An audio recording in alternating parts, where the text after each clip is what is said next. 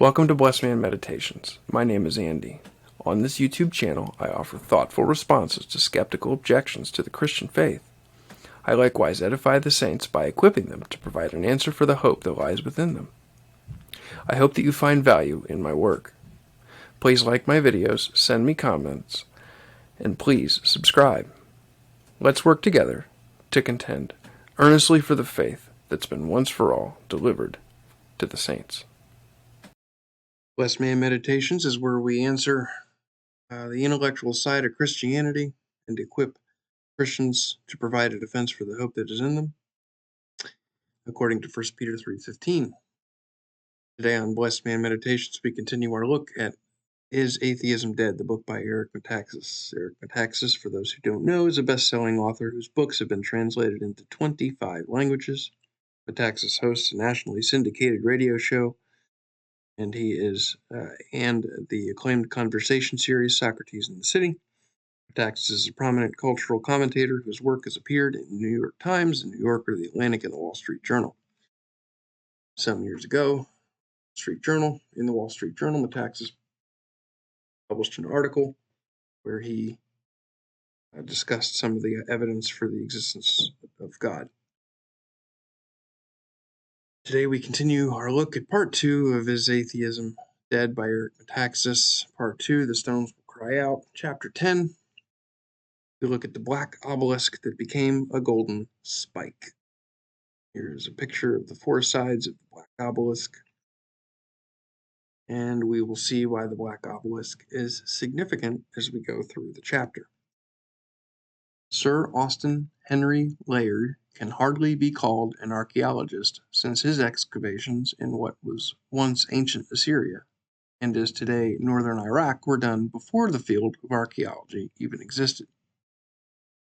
Most of the men of Layard's day, even if they were careful in how they excavated and were genuinely interested in the ancient history of a place, were nonetheless more treasure hunters than anything else.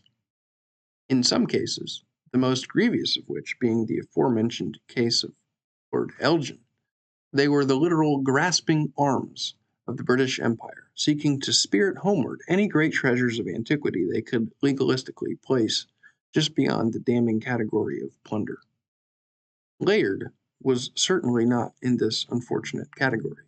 Nonetheless, in December of 1846, Layard was excavating south of Nimrud, what is today known as Mosul, when his workmen asked him to shut things down. The bitter cold and hard ground made digging the huge trenches increasingly difficult.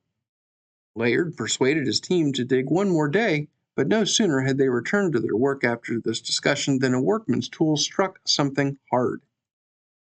A few minutes digging showed it to be an astounding black limestone stele in the form of an obelisk, topped with the form of a ziggurat and decorated on its four sides with 5 registers of astonishingly well-preserved bas-relief sculptures.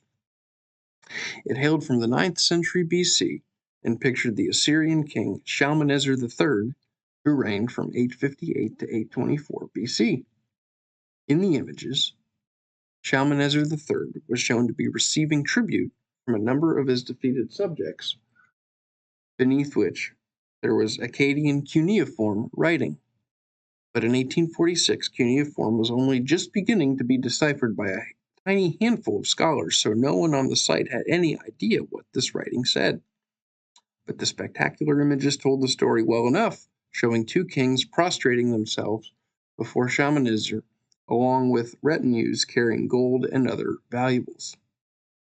Notable among the gifts were a series of exotic animals, among which Layard and his men made out a water buffalo, some 2-humped camels, an antelope, elephants, monkeys, and apes.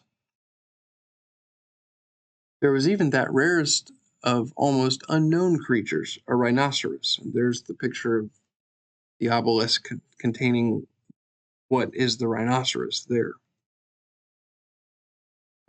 And it described kings prostrating themselves before Shalmaneser. There is what looks like that, where the arrow is. And then there's the retinues carrying gold and other valuables. Just pointing that out. I wonder if one of these creatures could possibly be the water buffalo. There are the two-humped camels. I wonder if one of these creatures could be the antelope. That looks like it could be an elephant because there's the tusk hanging down. The monkeys and apes. They're the monkeys and yeah, there might be the monkeys and apes, particularly that front one there. There was even that rarest of almost unknown creatures, a rhinoceros. There appears to be the one in the middle there with the spike sticking up, the horn sticking up. Layard knew that the stele was a particularly impressive treasure, and very soon he sent the extraordinary object on its way to London, at that time an impossibly arduous journey via river, rafts, and sailing ships. Merely getting these heavy objects to the river was a challenge.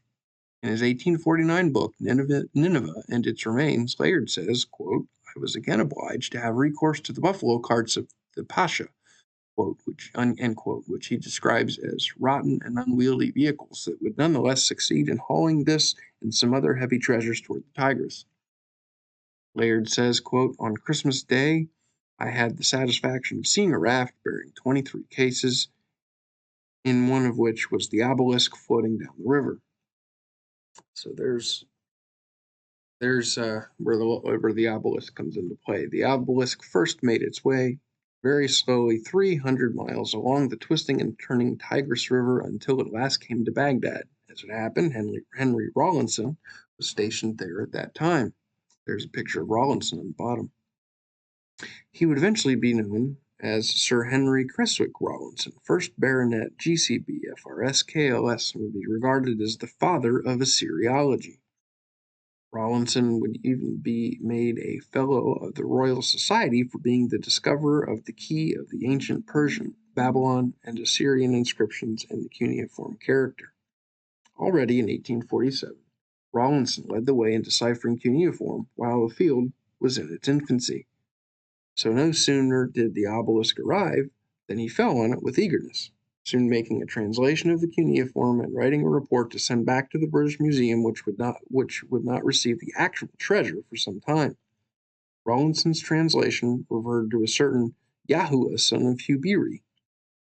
He said that Yahuwah was a prince of whom there was no mention in the annals, and of whose native country, therefore, I am ignorant. Rawlinson knew that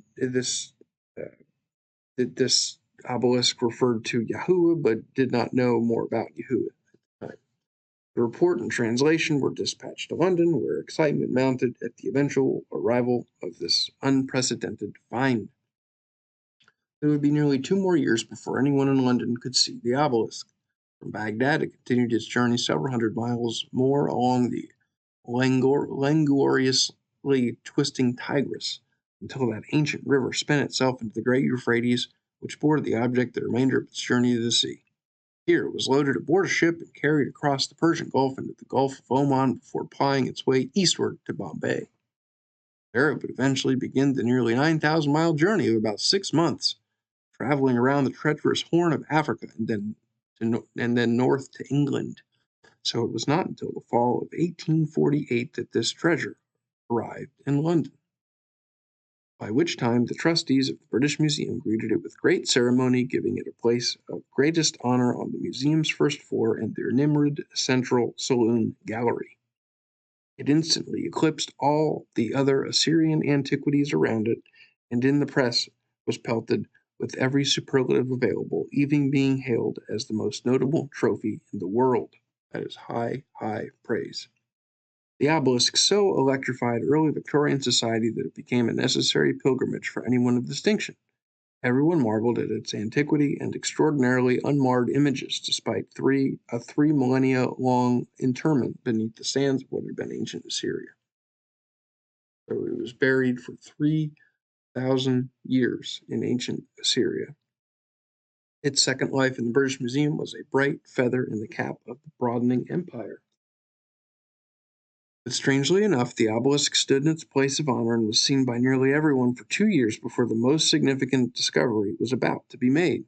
So it's great to have this great physical piece of artifact standing in place. But what does it say? Why did it become significant? We're about to find out. This happened in August of 1851 when a certain Edward Hincks, pictured right, an Irish clergyman and Assyriologist of top rank, visited the museum to see the trophy for himself. He stood there among the crowds and read the Akkadian cuneiform very carefully, taking in the notable first extant reference to the Persians, Parsu, and continued to make out the characters. But when his eyes lit on the sentence below the king in the Stele's second register, Hinks stopped. 4 years before, in Baghdad, Rawlinson had translated the sentence as, "I received the tribute of Yahweh, son of the people of the land of Hubiri, silver, gold, a golden bowl, a golden vase, with pointed bottom, golden tumblers, golden buckets, tiny staff for a king, and spears." So Rawlinson lamented that there was no record of this unknown figure, as we have noted. But Hinks had another idea, and we can imagine how his breast must have swelled amidst the crowds, none of whom could read a stroke of Akkadian cuneiform. For he observed, as he read the aforementioned sentence, that it read neither Yahuwah nor Hubri, but rather significantly, it read Jehu and Omni. I wonder if that should say Omri. I don't recall. Since this was true, Hinks understood that the monarch, bowing as he offered tribute to Shalmaneser, was none other than the Hebrew king Jehu of the Bible. So here, this obelisk that had been buried for thousands of years made reference to King Jehu of the Bible. His identity lay hidden beneath the sands for 3 millennia and was still hidden even now. But not much longer, for Hinks would soon tell the world the astonishing news. This figure, in front of his eyes, was the first archaeological confirmation that the Bible's King Jehu was a real king who could be placed in history apart from the pages of Scripture. So here's an archaeological find that cites King Jehu, who's mentioned in Scripture, but we don't need the pages of Scripture we don't need the pages of Scripture only to have reference to King Jehu, because here's this black obelisk that contains reference to King Jehu that's found underground. He knew that this figure marked the first time that anything outside the Bible could be shown to agree with what lay within it. It was a shattering realignment in the world of scholarship, and while he stood there, no one in the world knew it but Hinks. Word of this unprecedented find soon exploded in every direction, and the numbers flocking to see the subject ballooned yet again, for what stood there in the middle of London was unique and perfectly without antecedent in history. Just as the golden spike on the American continent would 18 years later link the eastern and western railroads and change the world forever, so this black obelisk, once and forevermore, like a spike, linked the world of the Bible with the world beyond it, and there would be no going back. It was an epochal moment for the history of history. It was an epochal moment in the history of history. This 1851 discovery of a biblical king in an Assyrian stele from the 9th century BC struck a thunderous blow against all those inclined to dismiss the Bible as ahistorical and mythical, and no different than the fanciful epic of Gilgamesh or Homer's accounts of the Cyclops and the Sirens. And because this astounding discovery was made at the very dawn of archaeology as a field of study, it instantly caused everyone to wonder what might lie beneath the sands of those endless ancient deserts. Interest in the field predictably skyrocketed, causing something like a gold rush toward the Middle East. Sure enough, over the next decades, innumerable similar finds would be hailed as literally solid proof that the Bible was true, and that for historians willing to accept it as such, it could serve as a peerless guide to the past. Now we're going to look at the Moabite stone, the Mesha stele. Just as it is impossible to overstate the hubbub caused by the identification of Jehu on the Black Obelisk in 1851, so it is impossible to exaggerate the pandemonium in 1868 over what is called the Moabite stone or the Mesha Stele. Its discovery and the subsequent corroboration of what it said in paleo-Hebrew with a specific passage from the Bible was perfectly astonishing and unprecedented, and further confirmed what the Bible said, and every detail was true and could even perhaps be shown to be true. The tumult surrounding its discovery sent fresh crowds wildly scrambling throughout the ancient deserts, hoping to find more of the same. But as we explain why the Moabite stone caused such a flutterment of excitement, we must tell the wild story of its initial discovery and its subsequent horrifying destruction, and finally, its extraordinary and happy reconstitution, all of which illustrate the inestimable values such treasures had among the European powers of the 19th century. The queer tale begins with the figure of Frederick Augustus Klein, an Alsatian-born Anglican medical missionary who'd settled in Jerusalem sometime in the mid-19th century. In his efforts to bring physical and spiritual healing to all he encountered, Klein, this dedicated man of God, sometimes traveled eastward into the dangerous area of Jordan. Klein had learned Arabic and eventually gained the trust and favor of the Bedouin tribes who lived there, far from the world of contemporary Western medicine. In all the centuries since the Crusades, almost no Europeans had dared to travel through these areas, principally because of the fierce hostility of these Bedouin tribes. In the summer of 1868, Klein journeyed on horseback across the Jordan River and then south along the eastern shore of the Dead Sea, finally turning eastward into what had once been Moabite territory. He was accompanied by the son of one of his close friends, Fendi al-Fayez, who was among the most powerful Bedouin sheiks in the area. On August 19th, Klein and his companion, Fayez, were visiting the Bani Hamada Bedouins in what had been the ancient city of Dibon, which 3,000 years before had been the ancient capital of Moab. During his visit, the locals told Klein and his companion of a remarkable and ancient stone, and then happily led them to see the remarkable and ancient stone for themselves. It was a black basalt stele about 3 feet high and 2 feet wide, with a rounded top, obviously of remarkable antiquity, and most astounding of all, it bore 34 lines of what looked much like Hebrew, although Klein could not read Hebrew. But seeing this antique object with Hebrew writing on it must have set his heart to racing. Klein did not lose the opportunity to make a sketch of it and copy some of the Hebrew characters. The writing really was some form of ancient Hebrew. Klein knew he might well be looking at an inestimable treasure. So on the spot, he dared to negotiate with his Bedouin host to purchase it. Sure enough, they agreed on the sum of 100 Napoleons, which was something like $400, which for that time was a grand figure. Klein would return to Jerusalem to find the money, which being a missionary he certainly did not have. But he knew the German government officials would be beside themselves to claim this prize, as they were anxious to best the other European powers in scrounging historical treasures related to the Bible. The competition between the French, English, and Germans for such things had already been going on for some time. In Jerusalem, 10 days earlier, Klein informed J. Heinrich Petermann, pictured above, the Prussian consul, of his find, and Petermann, seeing that the writing Klein had copied was indeed Hebraic, lost no time in dispatching a letter to the Berlin Museum. On September 15th, they telegraphed approval to acquire the object without delay, but somehow things now went awry. Quite inexplicably, the Bedouins had caught wind of the heightened interest in the Moabite stone. Had the French or English somehow heard about it and then tried to cut the Germans out of the picture with a higher offer? It seems so. There is no doubt today that the inscription on the stone makes it among the most valuable objects in the world. But we have no idea which of these three parties knew what at this point.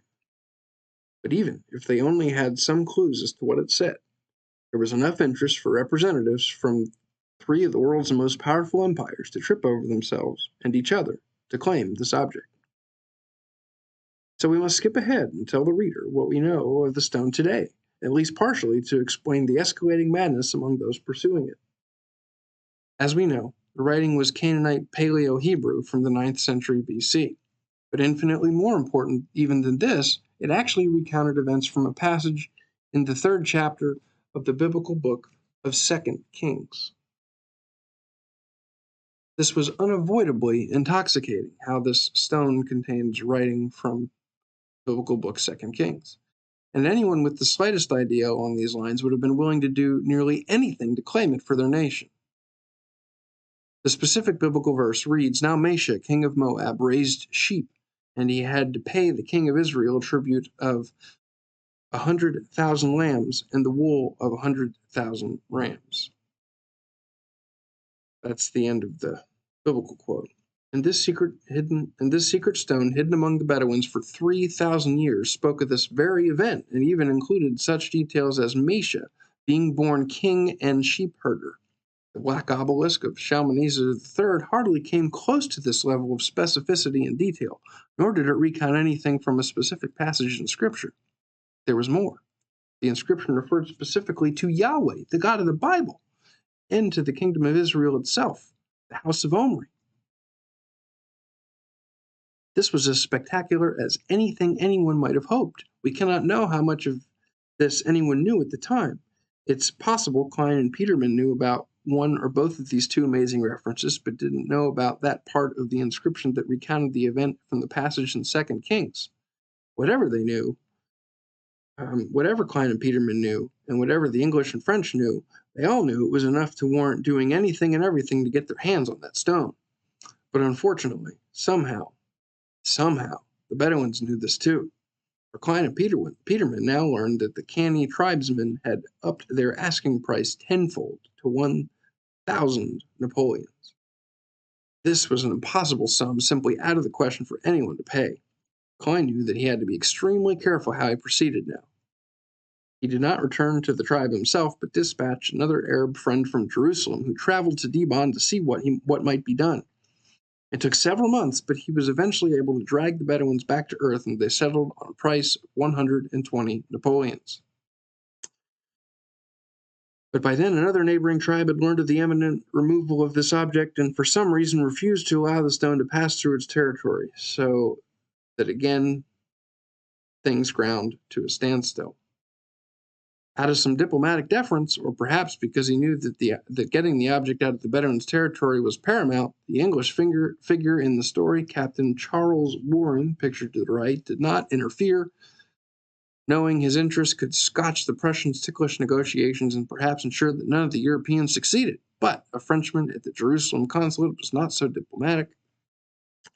This was an amateur archaeologist named Charles Clermont-Ganneau, who rather recklessly dispatched an Arab friend to see the stone and bring back more information.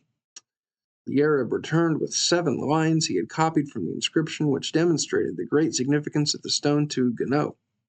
Perhaps this was the first time the inscription's meaning was finally known, or some part of it was finally known. Ganneau may alone have understood something of the real value of this object, so he promptly sent another Arab envoy, one Creswicke, to the site. Creswicke was to make a paper squeeze impression of the entire inscription and had been deputized to offer a sum far higher than the 120 Napoleons that the Prussians had negotiated, underscoring the theory that Ganneau knew more of what the inscription said. The Bedouins allowed Creswicke to begin to make his squeeze before it had dried, but before Creswicke's squeeze dried, violence exploded.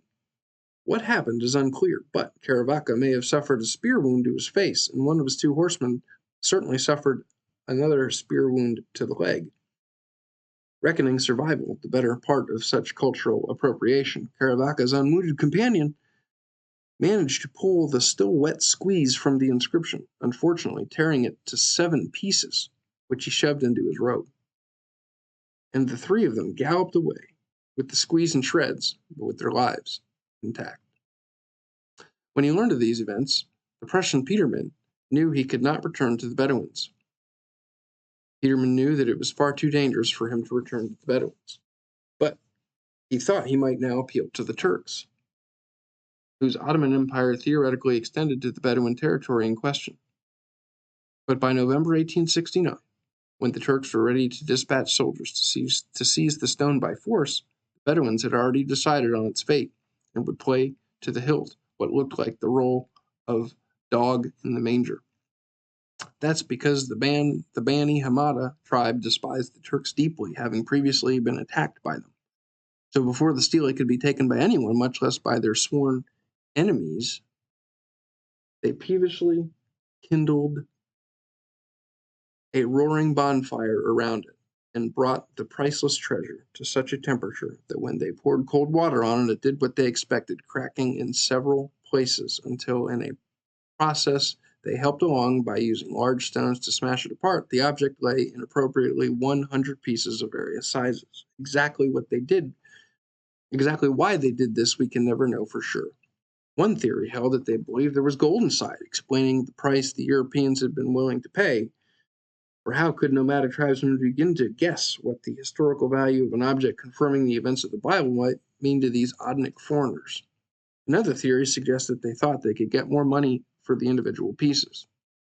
Whatever they believed, the Europeans' fierce interest in this superlative treasure had at last resulted in its total destruction by maniacal Bedouins. When the Prussians learned of this unforgivable evil, they dropped their interest in the whole thing completely. For them, the sordid and sad matter was now closed, but not for Ganneau. If he understood anything of what we now do about the inscription, he knew that even in its shattered and scattered form, the object was still worth fighting for. He alone had the copy of the inscription made from the squeeze, albeit in 7 shredded pieces, so surely he knew more than anyone what it said. And because he had the squeeze, he could conceivably use it as a key to reassemble the shattered pieces. So Ganneau regrouped, and then, through bravery and extraordinary diligence, he returned to the Bedouins and incredibly managed to locate and purchase 38 of the roughly 100 fragments, some large and some small, all of which by then had found their way into the hands of various families among the tribe that destroyed it. The Englishman Warren was eventually also persuaded of the value of the remaining fragments and managed to purchase 17 small ones himself, while a German scholar who came into the picture was able to purchase 1. In the end, Ganneau's audaciously ambitious efforts bore fruit. For his 38 fragments were eventually put in the Louvre, after which Warren and the German scholar generously contributed their fragments too. Then, using the fragments in the Louvre's possession, Ganneau reconstructed the missing portion of the inscription. He then recreated a facsimile of the missing parts and restored the stone so that it could be seen in the Louvre essentially as it was before the Bedouins had destroyed it. It can still be seen there today, where it remains the longest inscription referring to the kingdom of Israel ever discovered. And so the wild goose chase for this extra biblical pearl of great price ended surprisingly well. Far more even than the black obelisk, it presented the world with spectacular proof that what was found in the Bible could be confirmed beyond it, spurring a spate of renewed interest from all quarters in what was, by that time, the suddenly burgeoning field of biblical archaeology. After the landmark discoveries of the black obelisk and the Moabite stone, anything seemed possible. We can know that in the distant 9th century BC, the Moabites and Assyrians each had recorded their dealings with Israel. Who knew how far back records of the Israelites might extend, or what still lay buried in the sands of the past waiting to be revealed? We had yet to find out. It was only a matter of continuing to dig, and of course, the digging did continue, which brings us to the story of the Merneptah Stele. There's a picture of the Stele, and that little rectangle on the bottom right points out part of what's on the Stele, and that has significance. In his time, Sir William Matthew Flinders Petrie, pictured right, was renowned beyond anyone in the field of archaeology. Petrie is widely considered to be the father of Egyptology, and the list of his discoveries and achievements is nearly endless, including his tutelage of Howard Carter, who would go on to discover King Tut's tomb. But it is for one object that Petrie will always be best remembered, which he realized almost immediately upon laying his eyes on it that day in Egypt in 1896. Flinders, as he was generally known, was possessed of a staggering intellect, which evidently ran in his family.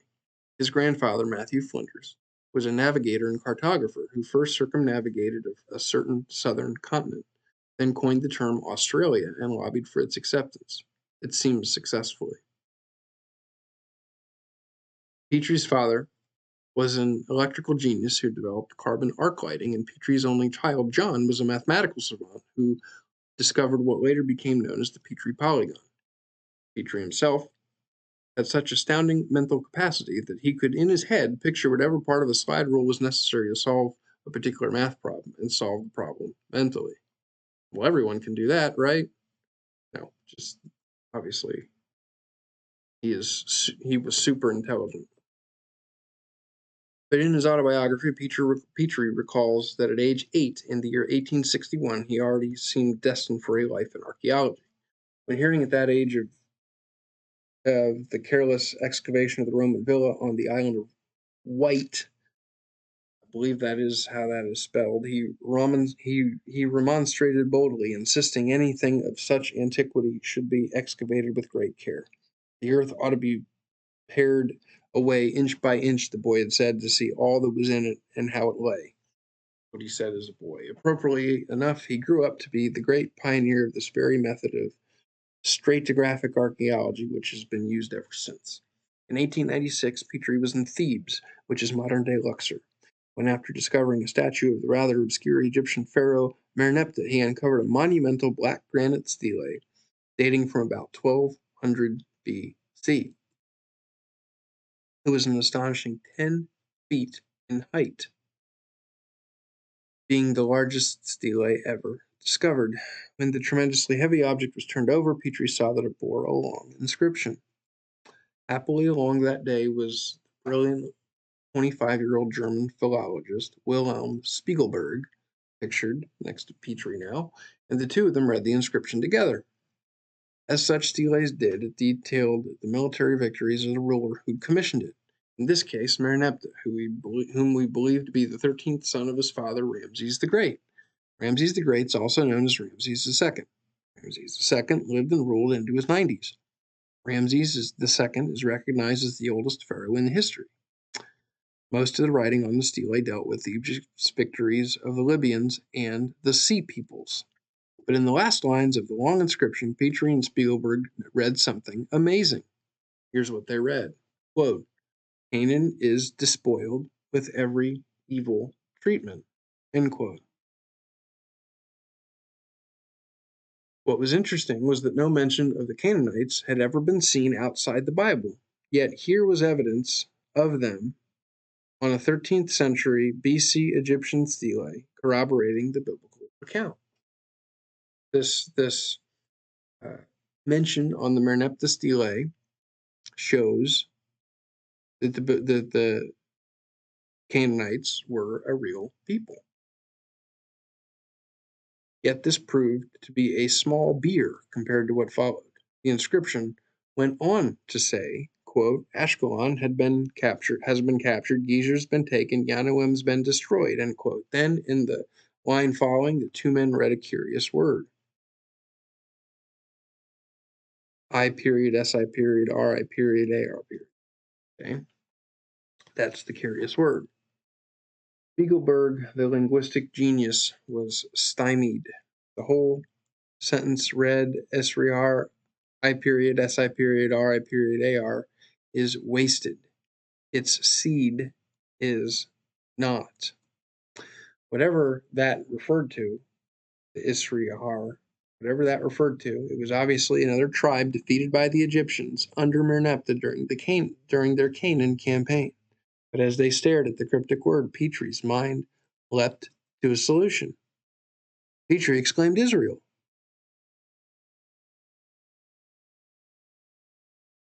Spiegelberg knew instantly that Petrie was correct and said as much. So the two experts are agreeing that that word that word translated to Israel. Israel was wasted, its seed was not. Petrie could hardly take in what he now realized. He saw with his own eyes mention of Israel on an Egyptian stele, and from as impossibly far back as 1200 BC. He knew it was a find of unparalleled significance, and as they stood there, he joked, "Won't the reverends be pleased?"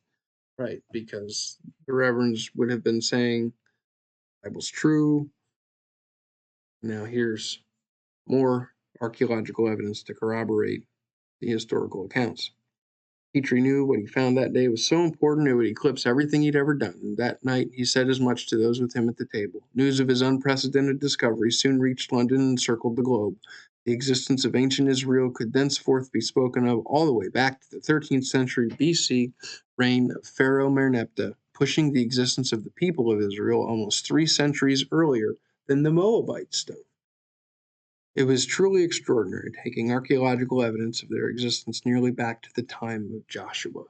So, archaeological evidence was showing that the people of Israel existed nearly to the time of Joshua. But it was significant for another major reason. It established that the Exodus of the Bible could not have happened later than that date, since the people of Israel were obviously already on their own in Canaan. Many scholars, skeptical of the biblical account, held to later dates, but one monumental stone buried 3 millennia settled the question and forever buried the skeptics' views. That is the end of Chapter 10, Is Atheism Dead? By Eric Metaxas. Next time we'll continue Part 2 in Chapter 11. And in Chapter 11 we'll discuss more biblical archaeology, where we have stories about misbehaving boys who were God's tools in discovering more archaeology that would corroborate more biblical events. So thank you for tuning in. Please like, comment, and subscribe. And I hope you have a blessed rest of your day.